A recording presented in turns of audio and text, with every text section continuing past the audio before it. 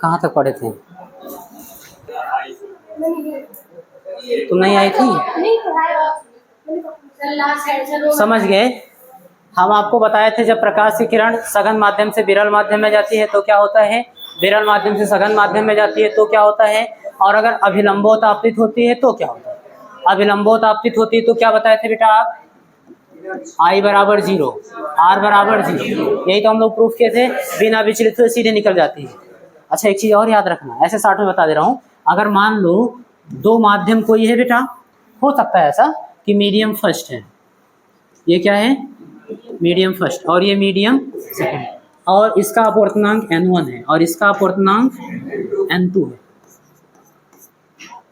और जरूरी नहीं, ये क्या है बेटा अभिलंब है, मान लो यहाँ आपतन बिंदु पर, जरूरी नहीं है कि अभिलंबोत्तापित होगा तभी सीधा निकल जाएगा, हो सकता है तिरछा भी आपतित हो, लेकिन अगर n1 बराबर n2 हुआ, यानी दोनों माध्यमों का अपवर्तनांक बराबर हुआ, बात समझ में आ रही है, तो sine I upon sine R बराबर n2 अपन n1 एक ही तो आएगा, बराबर आ जाएगा, तो साइन आई बराबर साइन आर हो जाएगा, यहाँ भी आई बराबर आर हो जाएगा, यानी ऐसे सीधे निकल जाएगी।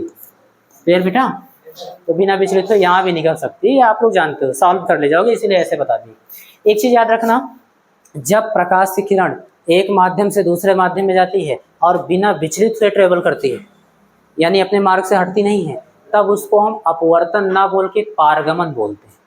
क्या बोलते हैं बेटा? बस ऐसे केवल याद रखना है, पारगमन, इसको ट्रांसमिशन,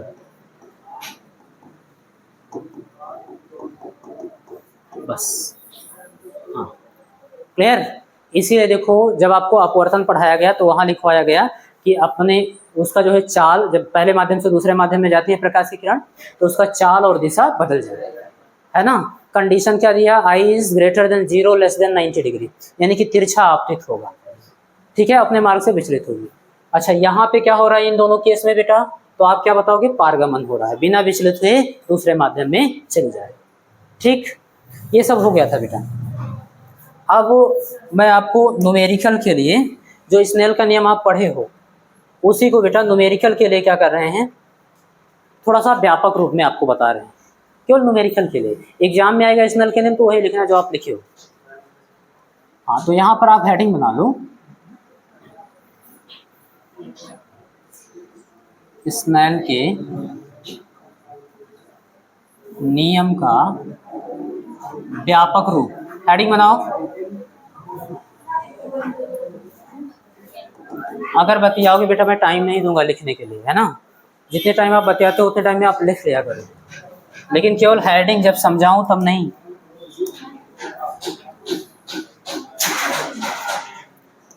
स्नेल के नियम का व्यापक रूप, चलो बेटा ध्यान देना आप, यहाँ पे देखो स्नेल के नियम का व्यापक रूप क्या है बेटा, अगर कोई प्रकाश की किरण एक माध्यम से दूसरे माध्यम में जा रही हो, है ना,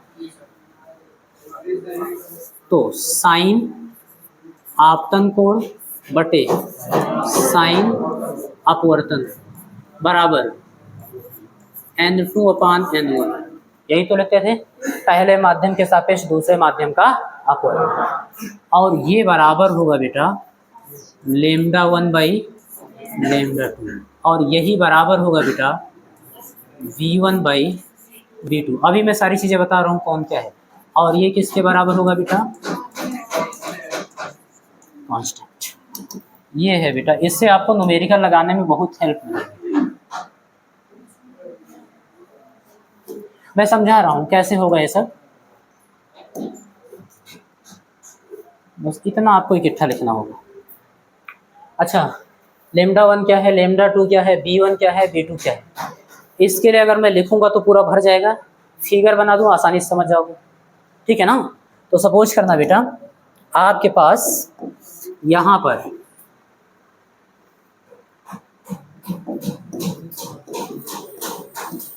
ये कोई अंतरा पृष्ठ है और ये अभिलंब है, क्या है बेटा, अभिलंब। कोई डाउट होगा तो तुरंत पूछना, ठीक है। अब कोई प्रकाश किरण है जो एक माध्यम से दूसरे माध्यम में जा रही है। ये पहला माध्यम हो गया बेटा, और दूसरे माध्यम में अब सीधे नहीं जाएगी, थोड़ा सा सपोज करना ऐसे झुक जाती है ना, जाहिर सी बात है ये सघन माध्यम होगा। अभी के लिए उससे कोई मतलब मत रखो कौन सा सघन है कौन सा विरल। बस केवल आपको समझना ये है कि ये है क्या, तो बताओगे मीडियम फर्स्ट।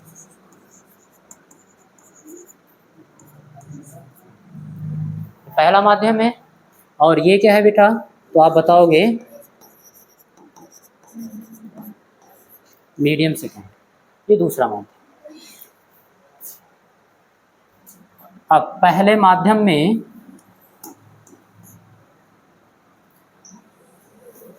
आपतित किरण और अभिलंब के बीच बनाया गया कोण आपतन कोण आई, और अपवर्तित किरण और अभिलंब के बीच बनाया गया कोण, और ये आपतन बिंदु होगा बेटा कोण। एक एक चीज लिखना, पहले माध्यम का अपवर्तनांक n1 होगा, क्या होगा बेटा n1, ये क्या है, और λ1 और b1, ये सब पहले माध्यम में होगा। 1 वाले जितने हैं सब क्या होंगे, और n2 ये दूसरे माध्यम का अपवर्तनांक, यहाँ लिख दे रहा हूँ,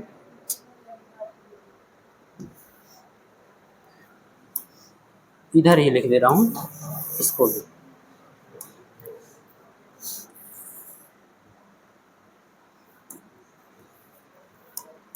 हाँ, तो ये n2, उसके बाद λ2 लिखेंगे हम लोग, क्या होता है, और b। 1 का मतलब पहले माध्यम, ये सब पहले माध्यम का, और ये सब दूसरे माध्यम। कौन क्या है उसके बारे में बता देते हैं। तो यहाँ पर आप लिख लेना n1 क्या है, माध्यम एक का अपवर्तनांक क्या है बेटा, लिख दे शॉर्ट में,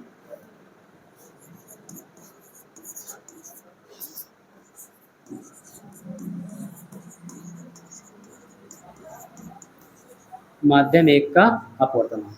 बात समझ में आ रही। λ1 क्या है, तो माध्यम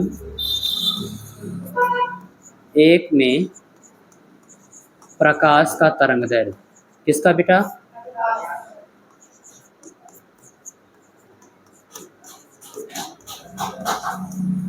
अभी आपको A to Z क्लियर हो जाएगा। λ1 जो ये प्रथम माध्यम में जो प्रकाश की किरण है इसकी तरंग दैर्घ्य बेटा, दूसरे माध्यम में जाएगी तो चाल बदलता है, तरंग दैर्घ्य बदल जाता है, ठीक है ना।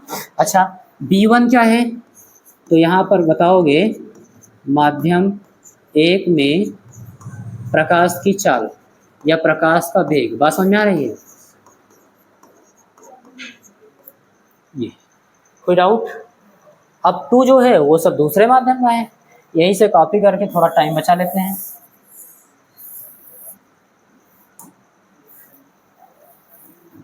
जहां जहां एक है वहां वहां 2 लिख देंगे।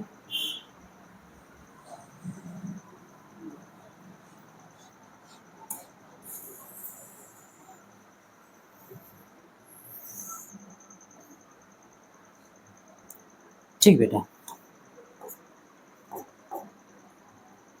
ये माध्यम 2, बस माध्यम 2 का अपवर्तनांक है, और माध्यम 2 में प्रकाश की तरंग दैर्घ्य हो गई, माध्यम 2 में प्रकाश की चाल हो गई। अच्छा माध्यम 2 का अपवर्तनांक डायरेक्ट बताया जा रहा है, जबकि अपवर्तनांक आपने पढ़ा है दो माध्यमों का सापेक्ष गुण है, तो क्यों ऐसे डायरेक्ट लिख दिया गया कि n2 माध्यम 2 का अपवर्तनांक है। कैसे आप अकेले माध्यम का बता दिए, आप बताना बेटा, कल नहीं आई थी, बताओ। बिल्कुल सही, आप समझना जब डायरेक्ट किसी माध्यम का अपवर्तनांक बताया जाए तो आप समझ आना वो निरपेक्ष अपवर्तनांक क्या है बेटा, और निरपेक्ष का मतलब निर्वात या फिर वायु के सापेक्ष तुलना करके बताया गया। क्लियर, अब भी दो माध्यम से ही तुलना करके बताया गया, ठीक है। तो यहाँ तक सारी चीजें समझ में आ गई, कोई डाउट। अब ये कैसे आया कि n2/n1 तक तो हम लोग जानते थे स्नेल के नियम से, ये λ1/λ2 इसके बराबर और v1/v2 इसके बराबर कैसे आ गया। इन चीज़ों को समझने के लिए आपको दो फार्मूला चाहिए, बात समझ में आ रही है, वो दोनों हम लोग लिख लेते हैं।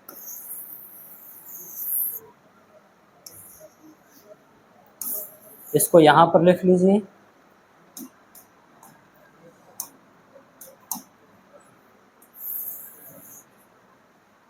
ये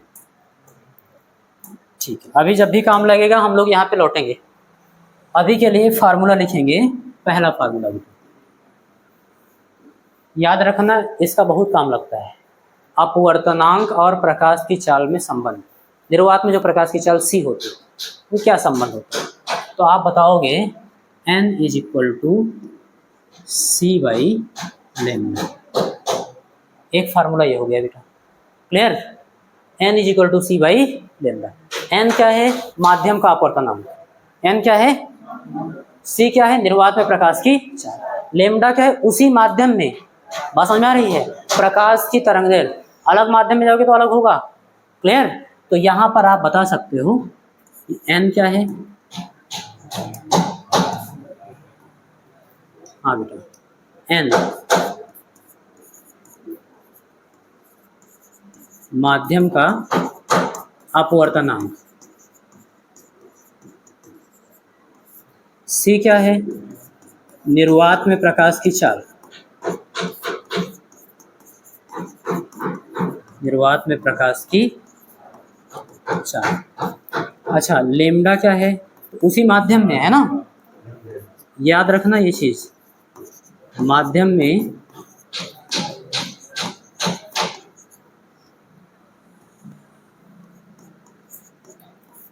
प्रकाश का तरंगदैर्घ्य।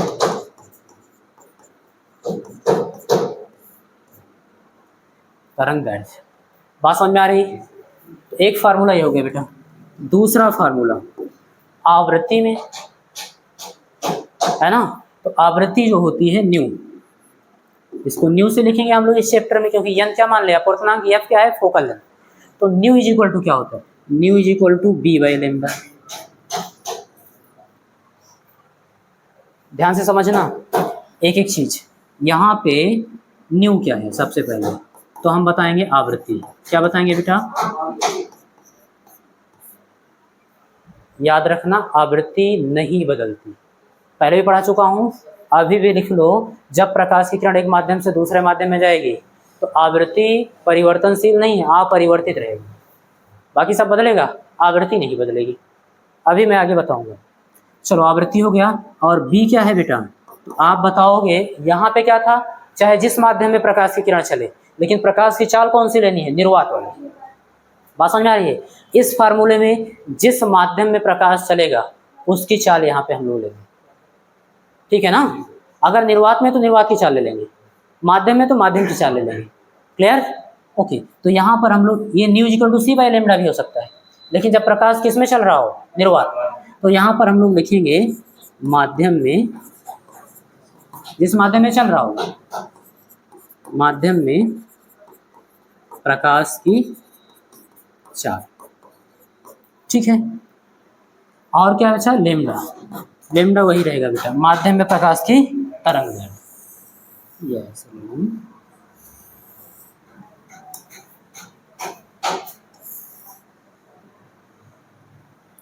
चलो, तो ये दोनों फार्मूला समझ में आया, बस इसी से हम बता देंगे।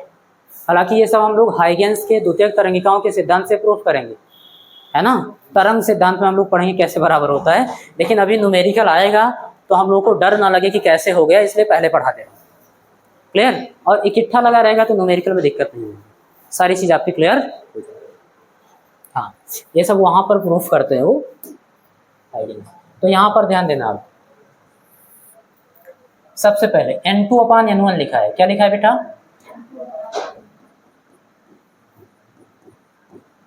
बराबर, यही फार्मूला अप्लाई कर देना बेटा।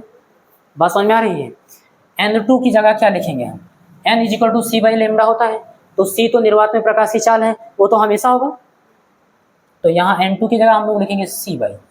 अच्छा, लेम्डा की जगह क्या, लेम्डा क्या है, जिस माध्यम में प्रकाश चल रहा है उस माध्यम में प्रकाश की तरंगदैर्घ्य, तो N2 किस माध्यम का अपवर्तनांक है, दूसरे माध्यम का। तो दूसरे माध्यम में आप देखना बेटा कि प्रकाश की तरंगदैर्घ्य कितनी है, बताओ, दूसरे माध्यम में प्रकाश की तरंगदैर्घ्य कितनी है, λ2।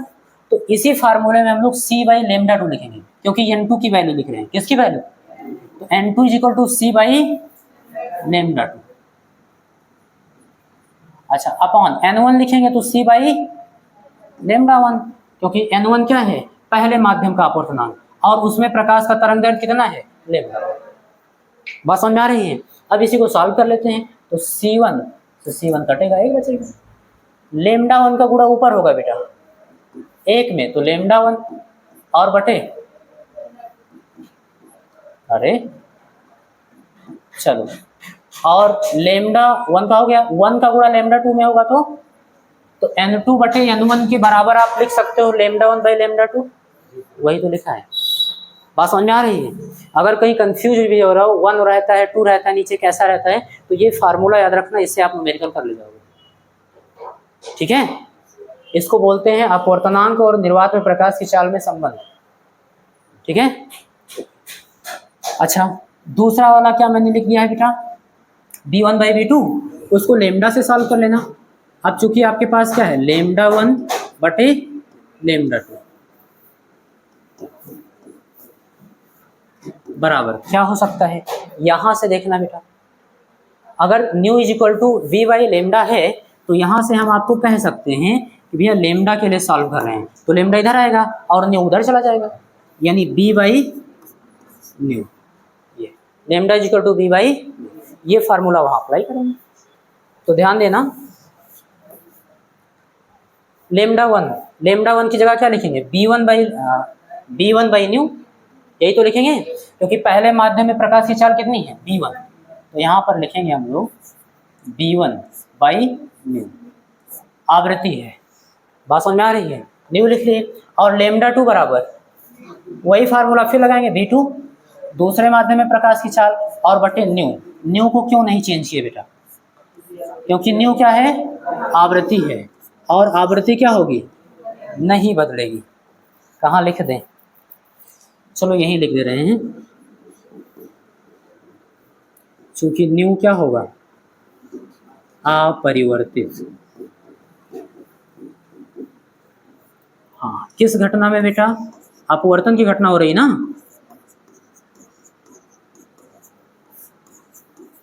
चाहे परावर्तन होगा तब तो उसी माध्यम में जाएगी, तब तो कुछ भी नहीं चेंज होगा, ना चाल चेंज होगा, बात समझ में आ रही है, ना तरंगदैर्ध्य चेंज होगा, ये सब कुछ नहीं चेंज होगा, बस केवल इंटेंसिटी यानी उसकी तीव्रता थोड़ी कम हो जाती है, क्योंकि जिस सतह पर परावर्तन होता है उस सतह द्वारा प्रकाश की कुछ तीव्रता को क्या कर लिया जाता है, अवशोषित कर लिया जाता है, अधिकांश भाग वापस जाता है, तो तीव्रता वहाँ बदलती है, वहाँ कुछ नहीं बदलता। यहाँ पे ध्यान देना, यहाँ पे केवल कौन सा अपरिवर्तित रहेगा, आवृत्ति।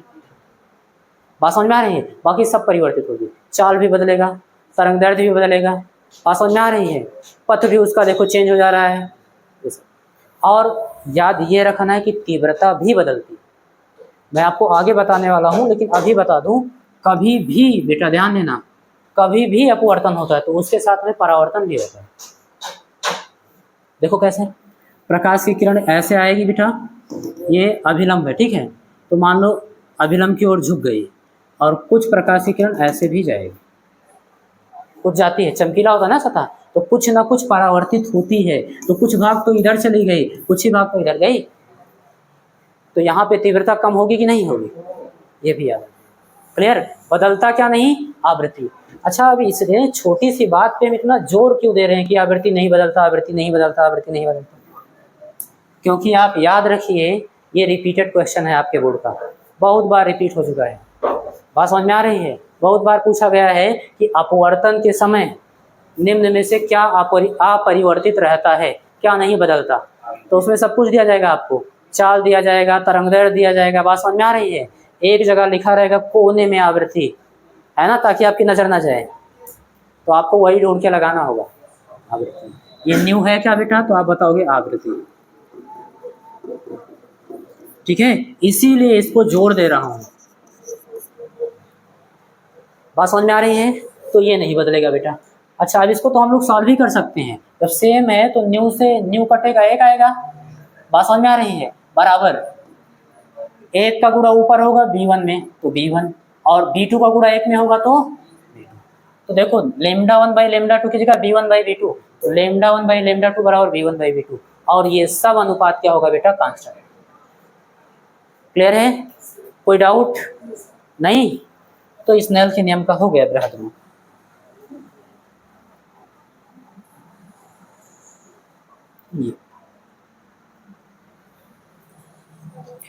अब एक चीज जो सबसे ज्यादा कंफ्यूज करती है आपको, प्रकाशिक घनत्व और द्रव्यमान घनत्व बहुत ज़्यादा डिस्टर्ब करते हैं। और 10th में शायद आप लोग यही मान भी लिए होंगे, अगर मान लो बताया भी गया हो नहीं ध्यान दिए होंगे तो आप लोग मान लिए होंगे क्या, कि जब सर जी हवा लेते हैं और ग्लास लेते हैं, मान लो पानी ले लिए, पास समझ में आ रही है, तब सर जी बोलते हैं ये विरल है और ये क्या है, सघन। अच्छा, जब सर जी जो है वाटर ले लिए और ग्लास ले लिए, तब बोलते हैं ये विरल है और ये सघन है। इसका मतलब हमको समझ में आ गया कि इसके अणु क्या होते हैं बेटा, दूर दूर होते हैं, तो इसका घनत्व तो क्या होता होगा, कम होता होगा, तो ये क्या हो गया, विरल हो गया। और इसके अणु थोड़ा पास, ये लिक्विड है ना, तो इसके अणु क्या होंगे, पास पास होंगे, तो इसका घनत्व तो क्या होता है, थोड़ा ज़्यादा होता है, तो इसलिए इसको क्या मान लिए, सघन मान लिए। ऐसे यहाँ पे तुलना करवाए, वाटर क्या है ग्लास की तुलना में, और दूर दूर होंगे क्योंकि द्रव है, तो इसका घनत्व क्या होगा, कम होगा, इसको विरल मान लिए। और इसका घनत्व ज़्यादा होगा, ठोस है ना, तो इसको सघन मान लिए। ये बिल्कुल ही गलत है, ऐसा बिल्कुल भी नहीं होगा। प्रकाशिक घनत्व अलग चीज़ है और द्रव्यमान घनत्व अलग चीज़, दोनों को मैं यहीं पे क्लियर करता हूँ और विद एग्जाम्पल, तो आपको बढ़िया से समझ में आएगा। ये छोटी छोटी चीज़ें आपको बहुत हेल्प करेंगी समझने में। बात समझ में आ रही है, पूरा चैप्टर आपको एकदम मास्टर हो जाओगे इस चैप्टर के, ठीक है। अगर कोई चीज़ लिख रहे हो तो कोई बिंदी नहीं रख पाएगा। अगर ये सब याद रहेगा तो याद रखने का कौन सा तरीका है, एक दूसरे से डिस्कशन, और वो आप लोगों में मुझे दिखता नहीं है ना, करते रहो, नहीं तो नाक हमारी बहुत छोटी है, एक दो बार कटी तो खत्म। चलो यहाँ पे लिखना बेटा प्रकाशिक घनत्व,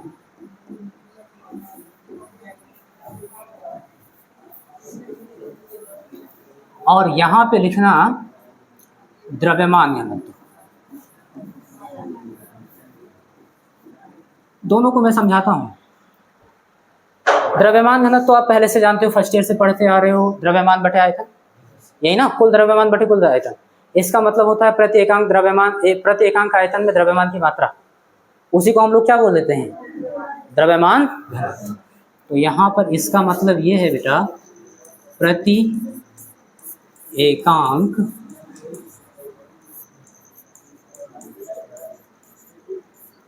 आयतन का द्रव्यमान, प्रति एकांक आयतन का द्रव्यमान। अच्छा, प्रकाशिक घनत्व का क्या मतलब है, तो हम बताएंगे दो माध्यमों में प्रकाश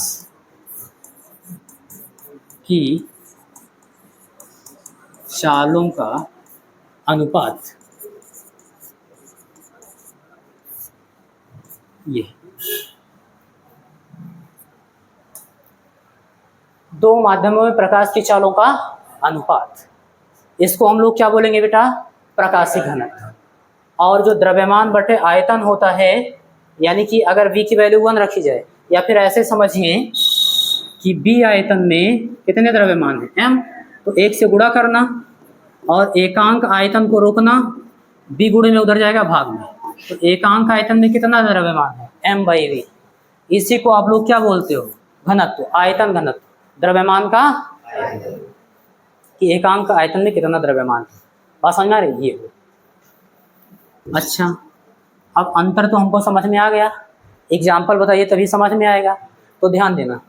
एग्जाम्पल समझिए बेटा, फॉर एग्जाम्पल, इसको जगाओ, ध्यान दो बेटा। कहाँ हो आप, रात में सोए नहीं हो, भूल गया था सोने के लिए, अच्छा स्कूल गया था रात में। चलो बेटा इधर देखो पहला एग्जाम्पल देखना बेटा, हम तुलना के लिए ले रहे हैं केरोसिन ऑयल, जिसको आप लोग मिट्टी का तेल बोलते हो।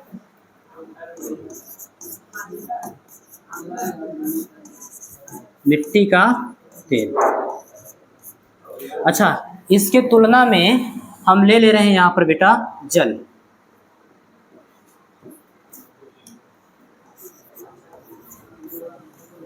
समझना बात को। अगर हम बात करें बेटा इसके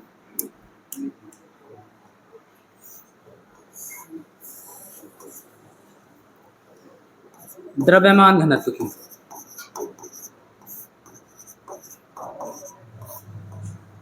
और इसके द्रव्यमान घनत्व की,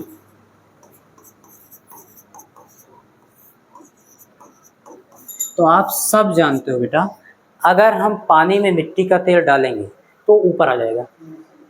बात समझ में आ रही? ऊपर आ जाएगा ना। इससे पता चलता है कि पानी का द्रव्यमान घनत्व क्या है? ज़्यादा है। क्या है बेटा? ज़्यादा है। और इसका मिट्टी के तेल का द्रव्यमान घनत्व कम है। ये बात समझ में आ रही है? द्रव्यमान घनत्व तो कम है, लेकिन अब प्रकाशिक घनत्व देख लो। अपवर्तनांक n से लिख दें, समझ जाओगे ना। इसका अपवर्तनांक देखना 1.41, ये मिट्टी के तेल का अपवर्तनांक होता है। और इसका अपवर्तनांक देखना बेटा n 1.33। हो गई ना गड़बड़ बात। द्रव्यमान घनत्व तो इसका ज़्यादा है, लेकिन प्रकाशिक घनत्व देखना, इसका अपवर्तनांक कितना है? 1.33 और इसका अपवर्तनांक 1.41। तो आप ये चीज़ भूल जाओ कि जिसका द्रव्यमान घनत्व ज़्यादा उसका अपवर्तनांक ज़्यादा, यानी वो सघन होगा। ऐसा कुछ नहीं है। सघन कौन है? मिट्टी का तेल। प्रकाश के लिए कौन सघन है? मिट्टी का तेल। बात समझ में आ रही है? और पानी क्या है? विरल है। ऐसे एक दूसरा एग्जाम्पल भी ले सकते हैं।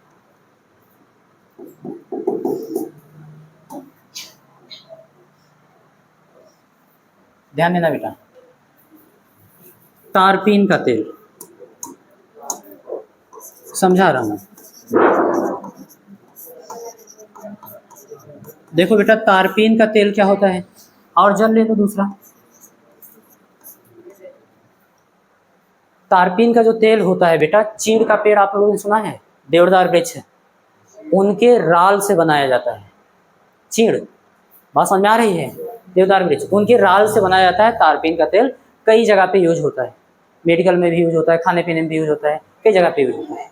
हाँ, आपसे कह रहे हो पेंट करने में, है ना? हाँ हाँ, दवा में भी यूज होता है, ठीक है ना?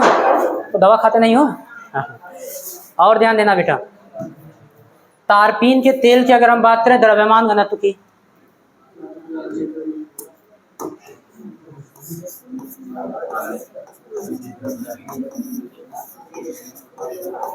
नहीं बात नहीं करोगे। बात करोगे तो मैं टॉपिक स्किप कर दूंगा, दूसरा पढ़ाने लगूंगा। ये समझ में आ ही गया है ना? ध्यान देना, द्रव्यमान घनत्व इसका भी कम है, तारपीन के तेल का भी। किससे? जल से। इसका क्या है? ज़्यादा है।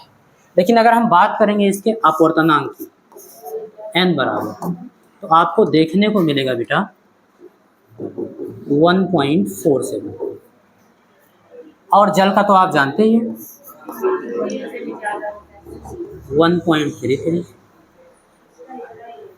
बात समझ में आ गई? कोई डाउट तो नहीं है? नहीं है? और एक्स्ट्रा पढ़ना होगा तो आप चले जाना NCERT में।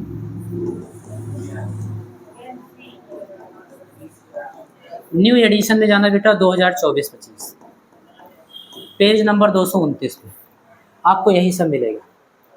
मैंने आपको निचोड़ समझा दिया है, ठीक है ना? ये चीज़ कॉन्सेप्ट एकदम क्लियर है कि नहीं? इतना बताओ, एकदम क्लियर है? तो 2-3 चीज़ और हम लोग पढ़ लेते हैं, छोटी छोटी चीज़ें बस, जैसे आप समझना बेटा। अगर हम यहीं से देखें, हालांकि अपवर्तनांक और तरंगदैर्घ्य जो देखा जाता है वो काची के नियम से देखा जाता है, और उनका नियम कुछ इस प्रकार से है, a+b/λ²। बात समझ में आ रही है? इस तरीके से a और b कांस्टेंट है। देखो बेटा, व्युत्क्रमानुपाती है कि नहीं है? है। अब कितनी घात से वो सब मत देखो, आपके सिलेबस में नहीं है। आप केवल इतना समझना कि जिसका तरंगदैर्घ्य ज़्यादा, जिस माध्यम में प्रकाश का तरंगदैर्घ्य ज़्यादा, उसका अपवर्तनांक कम। बात समझ में आ रही है? यहाँ से भी तो हम लोग समझ सकते हैं। तो यहाँ पे जाने की ज़रूरत नहीं। आ जाओ इसको समझ लेते हैं। ये क्वेश्चन कई बार पूछा गया है ना, लाल रंग के लिए है ना, इस टाइप से पूछा जाता है, बैगनी रंग के लिए पूछा जाता है। अच्छा, एक चीज़ आपसे पूछा जा सकता है कि अपवर्तन का कारण क्या है। बात समझ में आ रही है, क्यों अपवर्तन होता है, तो वो चीज़ आप समझ लीजिए यहाँ पे।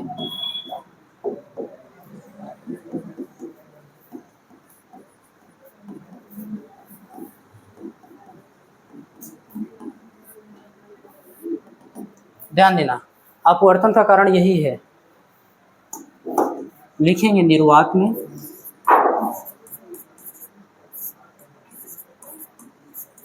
निर्वात में आप देखना, चाहे जिस रंग का प्रकाश होगा, बात समझ में आ रही है, चाहे जिस रंग का प्रकाश होगा उन सब की चाल क्या होगी, समान होगी।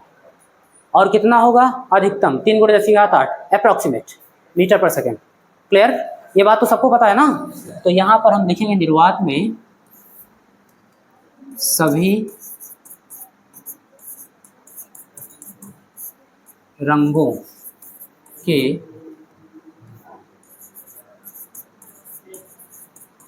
प्रकाश की चाल समान होगी।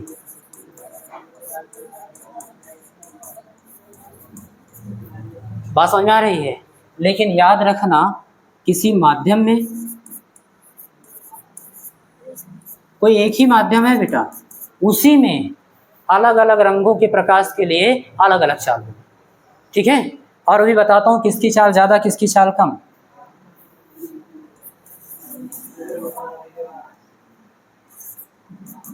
भिन्न भिन्न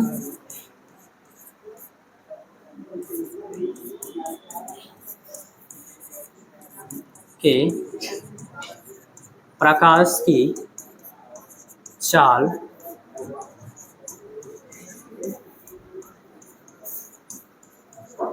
भिन्न भिन्न होती है। ये बात बताओ समझ में आई, क्लियर है। अगर निर्वात में किसी भी रंग का प्रकाश चलेगा, चाहे लाल रंग का हो, चाहे बैगनी रंग का, चाहे पीला रंग का, चाहे हरा, बात समझ में आ रही है, सबकी चाल क्या होगी, समान। लेकिन अगर किसी माध्यम में वही प्रकाश है ना, मान लो लाल चल रहा है उसी माध्यम में, तो उसकी चाल अलग, पीला चल रहा है उसकी चाल अलग। बात समझ में आ रही है ये चीज़। और सबके लिए अपवर्तनांक भी अलग अलग होगा। देखो कैसे, यहाँ पर लिखेंगे अपवर्तनांक।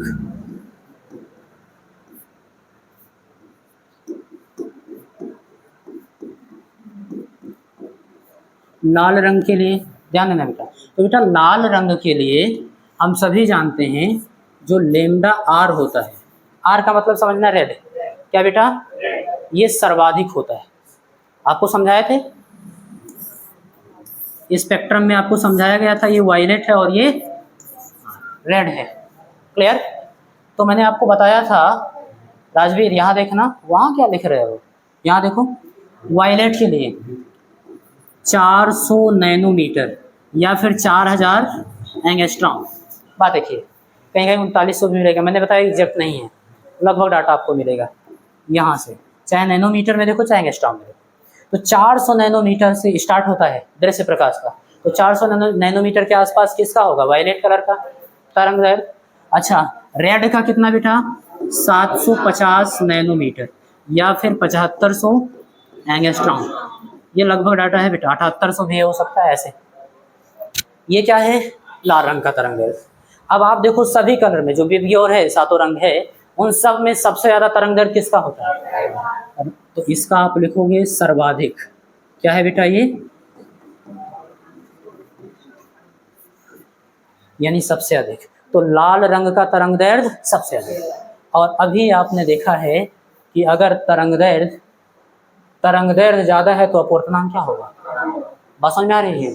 तो उसी माध्यम में आप याद रखना, उसी माध्यम में लाल रंग के लिए जो अपवर्तनांक होगा वो निम्नतम होगा, सबसे कम अपवर्तन होगा।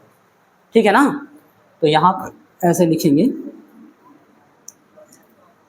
एंड एन आर लिख दे रहे हैं, आर का मतलब बेटा रेड, तो रेड के लिए ये क्या होगा, तो हम बताएंगे सबसे कम।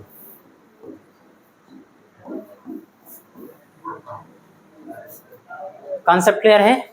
या ऑब्जेक्टिव में पूछा जाता है तो ये सब जब फिगर आपके दिमाग में सेट होगा तभी कर पाओगे, नहीं आप भूल जाओगे। ज़्यादा वैज्ञानिक होता था तो उसका, क्योंकि सब किसी का एक का कम होगा किसी का ज़्यादा होगा, इस टाइप से होगा। बात समझ में आ रही है? दूसरा बेटा, बैगनी रंग के लिए ज़्यादा यही आपसे पूछेगा, लाल और बैगनी।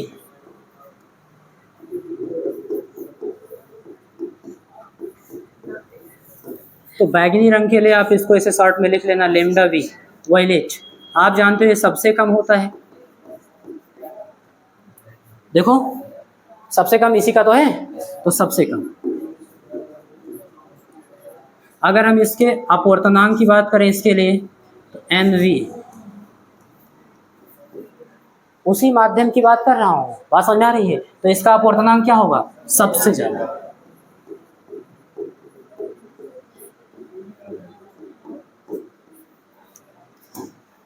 और क्वेश्चन इस टाइप से भी पूछा जाता है, सबसे ज्यादा विचलन किस रंग का होता है, तो सबसे ज्यादा विचलन किस रंग का होता है, बैगनी। बात समझ में आ रही है? और सबसे कम विचलन किसका होता है, बात समझ में आ रही है? सबसे कम विचलन होगा। और सर्वाधिक इसका तरंगदैर्घ्य होता है, बात समझ में आ रही है? अब आप लोग हेडिंग बना लो,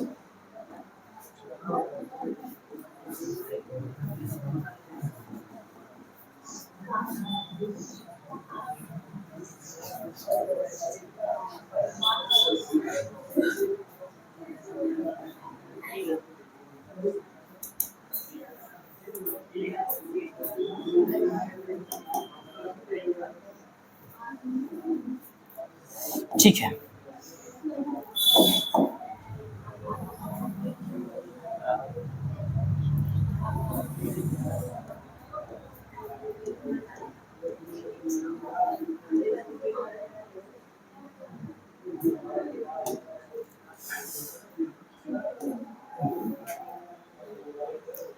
बातचीत मत करो, अब थोड़ा सा सीरियस हो जाओ, क्योंकि जितने भी न्यूमेरिकल आप अपवर्तनांक वाले लगाओगे, आप लोग पढ़ चुके हो 10th में, फिर भी आप थोड़ा सा सीरियस हो जाओ कि वायु के सापेक्ष कांच का अपवर्तनांक कितना है, कांच के सापेक्ष वायु का अपवर्तनांक कितना होगा, इस टाइप से क्वेश्चन मिलते थे ना, तो सारे क्वेश्चन आप यहीं से करोगे, इसलिए इसको ठीक से पढ़ लीजिए।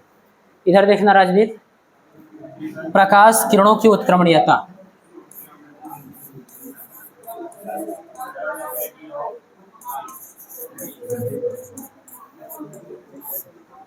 प्रकाश किरणों की उत्क्रमणीयता।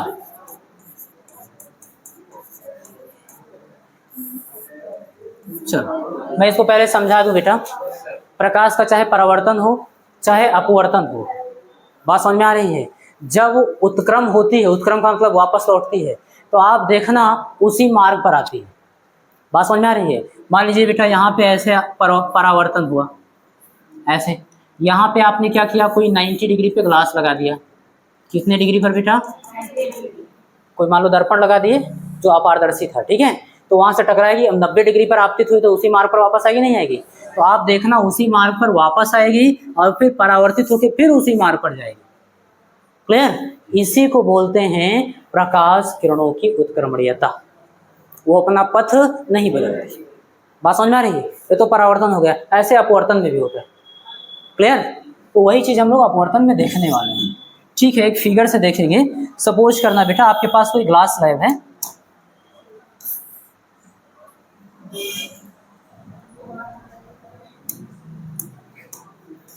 ये क्या है, हाँ ये आपका ग्लास स्लैब, ठीक है, और बाहर क्या है, वायु है। मीडियम फर्स्ट मान लीजिएगा, यहाँ पर लिख दे रहे हैं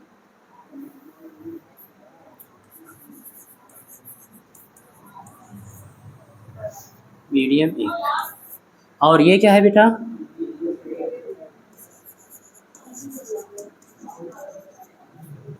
मीडियम 2।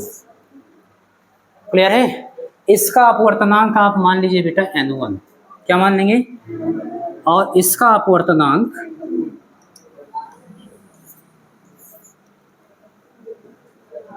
N2। कोई डाउट? कोई प्रकाश की किरण है जो इस पर ऐसे आपतित हो रही है, तिरछा,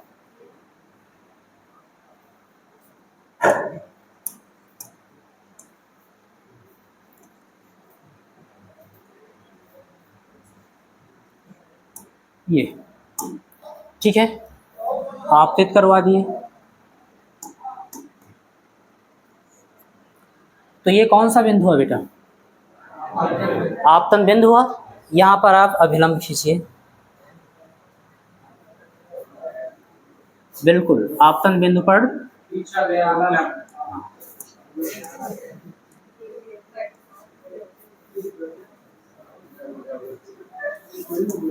यहां तक कोई दिक्कत? अब प्रकाश की किरण आप जान रहे हो, पहला मीडियम क्या है? रेरर है, बेरर है, और दूसरा क्या है? सघन। ये कांच है, वहां वायु, ठीक है ना?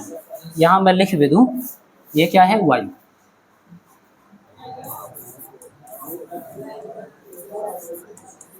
ठीक है, तो प्रकाश की किरण अभिलंब की ओर झुकेगी कि दूर जाएगी? झुक जाएगी ना? एक काम करना, थोड़ा सा हम क्या करें,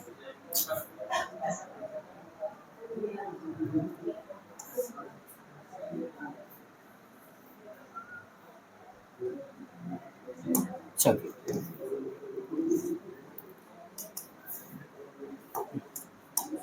प्रकाश की किरण आप देखना बेटा, ऐसे सीधे नहीं जाएगी जहां जा रही थी। जाना तो ऐसे चाहिए था ना, लेकिन अब क्या होगा? ऐसे वो झुक जाएगी।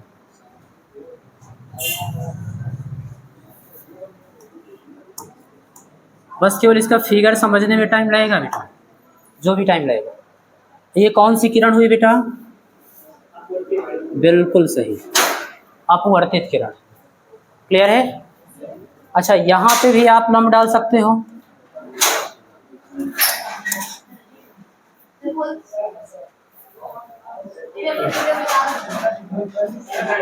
आलोक सर है,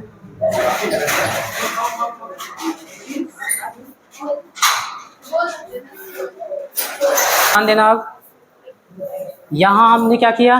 अविलंब डाल दिया, क्योंकि अब प्रकाश की किरण देखो ग्लास से फिर वायु में जाने वाली है, बाहर जाएगी ना?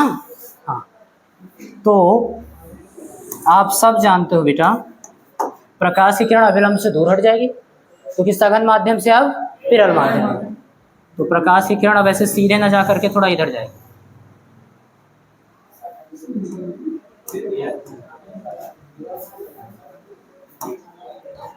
मैं समझा रहा हूं बेटा आपको। इस बिंदु को आप मान लेना O, इस बिंदु को मान लेना आप O डैश। बात समझ में आ रही है? ये प्रकाश की किरण आपतित प्रकाश की किरण, ये अपवर्तित प्रकाश की किरण, और ये निर्गत प्रकाश की किरण। बात समझ में आ रही है? बाहर निकल रही है ना? ओके, कहो तो मैं लिख भी दूं, इसको A मान लो और इसको B मान लेना, ठीक है ना? हालांकि इतना जान गए, या आपतित है, या अपवर्तित है, या निर्गत है। क्लियर? इतना ज़्यादा लिखने की जरूरत नहीं, हमको कॉन्सेप्ट समझना है। अगर हम यहीं पे 90 डिग्री पे कोई मिरर रख दें, बात समझ में आ रही है, तो क्या होगा? परावर्तन हो जाएगा, अभिलंबोत परावर्तन होगा। बात समझ में आ रही है? चलो देखो कैसे, आप सपोज करना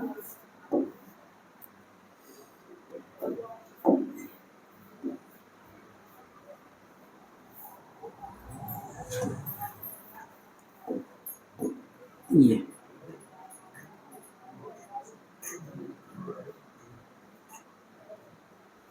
नाइन्टी डिग्री पे हो गया बेटा, नहीं हो गया तो मान लेना। ये बात समझ में आ रही? और ये क्या है? मिरर। हो गया? तो आपतित हुई, अभिलंबोत आपतित हुई, I0 है, तो परावर्तन भी होगा तो R0, यानी उसी मार्ग पर वापस लौटेगा। अब देखो कैसे लौटेगा, ये ऐसे टकराया, वापस लौटा। अब देखना, विरल माध्यम से सघन माध्यम जा रहा है, अभिलंब की ओर झुकेगा और फिर उसी पथ पर जाएगा। इसको जाना चाहिए था इधर, लेकिन अभिलंब की ओर झुक गया। बात समझ में आ रही? फिर देखना बेटा, यहाँ पर फिर सघन माध्यम से विरल माध्यम में जाएगा, जाना चाहिए था सीधे, लेकिन अभिलंब से दूर हटेगा, यानी फिर ये देखो अपने पथ को रिपीट कर रहा है कि नहीं, है ना? तो इसी को बोलते हैं प्रकाश क्या होता है? उत्क्रमणीय होता है। प्रकाश का पथ क्या होता है? उत्क्रमणीय। ठीक है, अब हम लोग जल्दी जल्दी कोण बना लें बस। ये आपतित किरण अभिलंब के बीच बनाया गया कोण आपतन कोण आर, अपवर्तित किरण अभिलंब के बीच बनाया गया कोण, अच्छा उल्टा बोल रहे हैं, आपतित किरण और अभिलंब के बीच बनाया गया कोण आपतन कोण आई, सीधा हो गया। और अपवर्तित किरण और अभिलंब के बीच बनाया गया कोण आर, अपवर्तन कोण आर। कोई डाउट? ठीक है, बस फिगर पूरा समझ में आ गया ना, कैलकुलेशन देखना बेटा।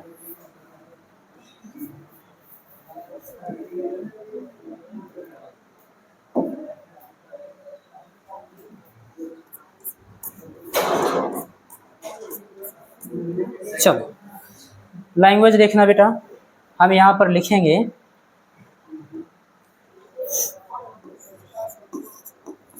जब प्रकाश माध्यम 1 से 2 में प्रवेश करती है,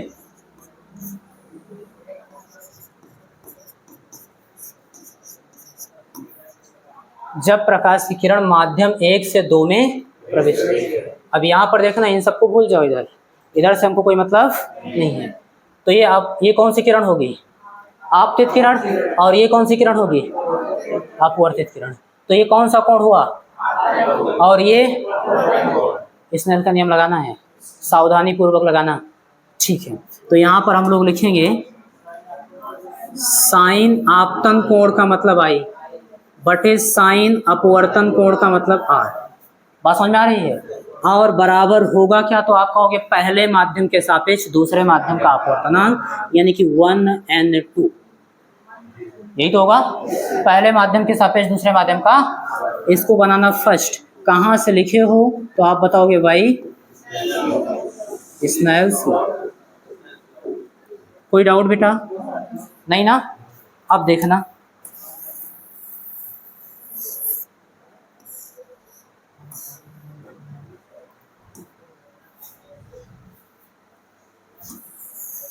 यहाँ पे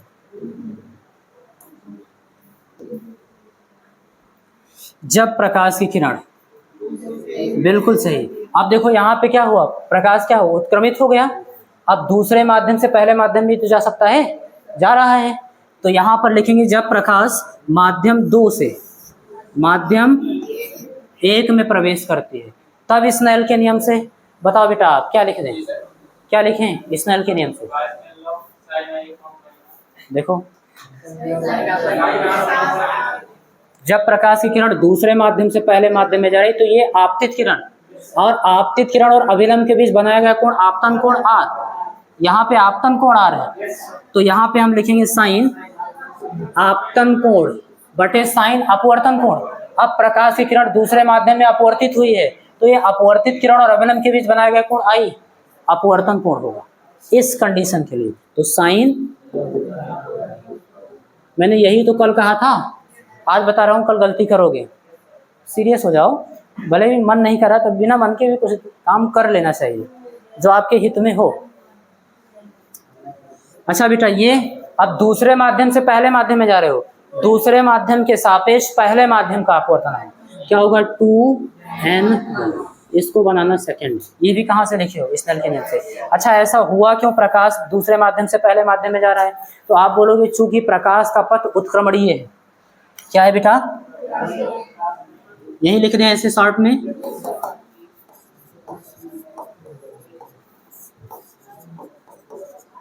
का पथ उत्क्रमणीय होता है।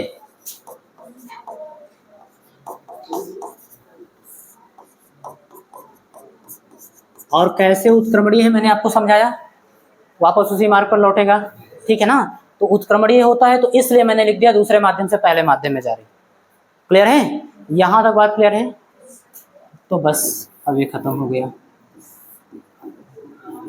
1n2 into 2n1 is equal to, हमने क्या किया, पहले माध्यम के सापेक्ष दूसरे माध्यम का अपवर्तनांक जो 1n2 है, इसका गुणा 2n1 में करवा दिया, दूसरे माध्यम के सापेक्ष पहले माध्यम को।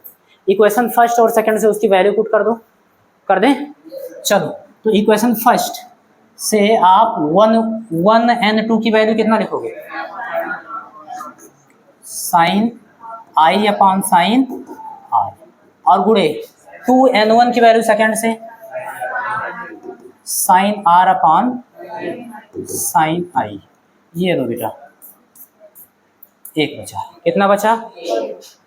तो यहाँ से 1n2 इंटू 2n1 बराबर कितना आया? 1।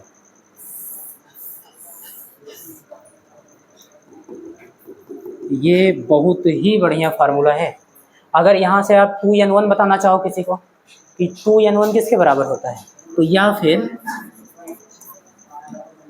2n1 बराबर यहाँ 1/, ये गुणे में इधर आएगा तो 1n2। बताओ, ये बात समझ में आ रही है? अच्छा, पहले माध्यम के सापेक्ष दूसरे माध्यम का अपवर्तनांक दिया है और दूसरे माध्यम के सापेक्ष पहले माध्यम का अपवर्तनांक पूछा है, तो 1/, कर दो। यही तो हुआ। जैसे आपको दे दिया एयर के रिस्पेक्ट में ग्लास का अपवर्तनांक, यानी वायु के सापेक्ष कांच का अपवर्तनांक दे दिया बेटा 1.5, जो कि होता है। आपसे पूछ रहा है कि कांच के सापेक्ष वायु का अपवर्तनांक, कुछ नहीं करना है, क्योंकि देखो कांच के सापेक्ष यानी GNA, यही तो हुआ, कांच के सापेक्ष वायु का अपवर्तनांक उल्टा कर देंगे 1/ANG, यही तो किए हो। 2n1 बराबर 1/1n2 उल्टा कर दे हो। तो यहाँ पर देखो ANG तो आपको दिया ही है, 1/1.5 ऐसे सॉल्व करेंगे। कोई डाउट? समझ में तो आ रहा है ना? तो यही आपको यूज करना है बेटा, और बहुत बार यूज होगा। अच्छा, एक चीज़ और समझो, 2 ही माध्यम के लिए आपने दिया है, लेकिन मान लो आपको 3 माध्यम के लिए लगाना हो तब, तो ऐसे शॉर्ट में लिखवा दे रहा हूँ, यदि 3 माध्यम 1, 2 व 3 है, मान लीजिए 3 माध्यम है जिसको आपने 1, 2 और 3 से लिखा है, ऐसे प्रदर्शित किया है, तब 1n2 into 2n3 into 3n1 बराबर 1। बस इसी से सब सॉल्व हो जाएगा बेटा। अगर 3 दिया है तो 2 दिया रहेगा, एक पूछेगा बता ले जाओगे, आराम से बता देंगे ना ऐसे। तो 1n2 साइकिल याद रखना, 1 2 3, तो पहले क्या हुआ 1 2, फिर 2 3, फिर, और सबका गुणनफल जैसे यहाँ 1 था वैसे यहाँ। कोई डाउट? क्लास खत्म बेटा।